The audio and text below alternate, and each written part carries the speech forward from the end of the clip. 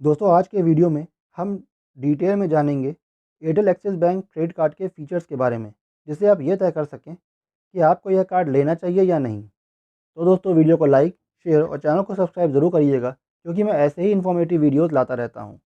तो चलिए स्टार्ट करते हैं। आइए एयरटेल एक्सिस बैंक के क्रेडिट कार्ड को डिटेल में जानते हैं इस चार्ट में। यहाँ जो चार्जेस मैं बताऊँगा उन पर GST अलग से लगेगा, जो 18% है। इस कार्ड को लेने के लिए 500 रुपये तक की ज्वाइनिंग फ़ीस देनी होगी। इस कार्ड में एनुअल फ़ीस के नाम पर दूसरे साल से 500 रुपये का चार्ज हर साल कटेगा, जो वेव हो जाएगा अगर 2 लाख तक की एनुअल स्पेंडिंग की जाएगी। इस कार्ड में एक्टिवेशन बेनिफिट के नाम पर कार्ड इशू होने के 30 दिनों के अंदर पहला ट्रांजैक्शन करने पर 500 रुपये का अमेज़ॉन ई वाउचर मिलता है। इस कार्ड से एयरटेल थैंक्स ऐप से एयरटेल मोबाइल ब्रॉडबैंड, वाईफाई और डीटीएच बिल पेमेंट करने पर 25% कैशबैक मिलता है और यूटिलिटीज़ जैसे गैस, इलेक्ट्रिसिटी के बिल पेमेंट्स पर 10% कैशबैक मिलता है।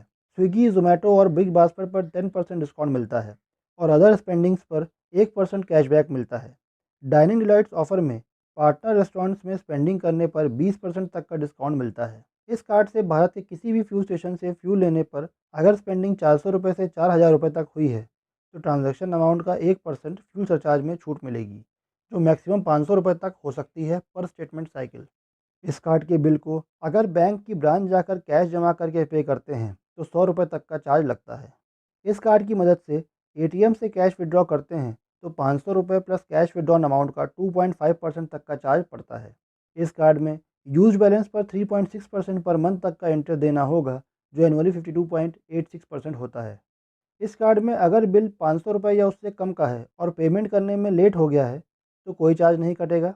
लेकिन अगर बिल 500 रुपये से ज़्यादा का है, तो 500 रुपये से 1200 रुपये तक का लेट पेमेंट चार्ज कटता है, जो अलग अलग अमाउंट पर निर्भर करता है। इस कार्ड की लिमिट से ज़्यादा के ट्रांजैक्शन करने पर, मतलब ओवर लिमिट करने पर 500 रुपये प्लस ओवर लिमिट अमाउंट का 2.5% तक का चार्ज पड़ता है। इस कार्ड में पेमेंट डिसऑनर होने पर 450 रुपये प्लस पेमेंट अमाउंट का 2% पेमेंट डिसऑनर चार्ज के रूप में देना होगा, जो मैक्सिमम 1504 रुपये तक हो सकता है।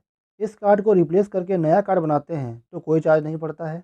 इस कार्ड में रेंट पेमेंट के ट्रांजैक्शन की प्रोसेसिंग पर ट्रांजैक्शन अमाउंट का 1% तक का चार्ज पड़ता है, जो मैक्सिमम 1500 रुपये तक हो सकता है। इस कार्ड से रेलवे काउंटर पर जाकर या रेलवे टिकट अगर आप रेलवे की ऑफिशियल साइट से खरीद रहे हैं, तो बैंक की तरफ से कोई चार्ज नहीं है। जो चार्जेस यहाँ लगते हैं वो IRCTC या इंडियन रेलवे द्वारा लगाए जाएंगे। फॉरेन करेंसी की ट्रांजैक्शंस में जिस डेट को यह ट्रांजैक्शन होते हैं, उस दिन करेंसी एक्सचेंज रेट कुछ और होता है, और जिस दिन ये ट्रांजैक्शन सेटल होते हैं, उस दिन करेंसी एक्सचेंज रेट कुछ और होता है। तो ऐसे में जो पेमेंट गेटवेज हैं, जैसे Visa, Mastercard, foreign currency transaction fee लेते हैं, जो ट्रांजैक्शन अमाउंट के इंडियन करेंसी में कन्वर्जन के बाद कैलकुलेट किया जाता है। इस कार्ड में फॉरेन करेंसी ट्रांजैक्शन फ़ी 3.5% है। फॉरेन लोकेशंस पर या मर्चेंट्स जो इंडिया में हैं लेकिन रजिस्टर्ड फॉरेन लोकेशंस पर हैं, उनमें अगर शॉपिंग करते हैं तो डायनेमिक करेंसी कन्वर्जन मार्कअप का चार्ज कटता है, जो बैंक काटती है। इस कार्ड में यह चार्ज टोटल ट्रांजैक्शन अमाउंट का 1% है। इस कार्ड में लाउंज एक्सेस प्रोग्राम में इंडिया के एयरपोर्ट्स के लाउंज में एक कैलेंडर ईयर में 4 कॉम्प्लीमेंट्री विजिट्स की फैसिलिटी मिलती है। अब दोस्तों ये कुछ इंपॉर्टेंट फीचर्स थे Airtel axis bank credit card के, जो मैंने आपको बताने की कोशिश की है। इस कार्ड में बहुत अच्छे कैशबैक ऑफर्स मिलते हैं, इसलिए अगर आपका क्रेडिट कार्ड का यूज़ अच्छा खासा है, तो आप इस कार्ड से काफ़ी रिवॉर्ड पॉइंट्स कमा सकते हैं। तो दोस्तों वीडियो को लाइक, शेयर और चैनल को सब्सक्राइब जरूर करिएगा। मिलते हैं नेक्स्ट वीडियो में। Thanks for watching.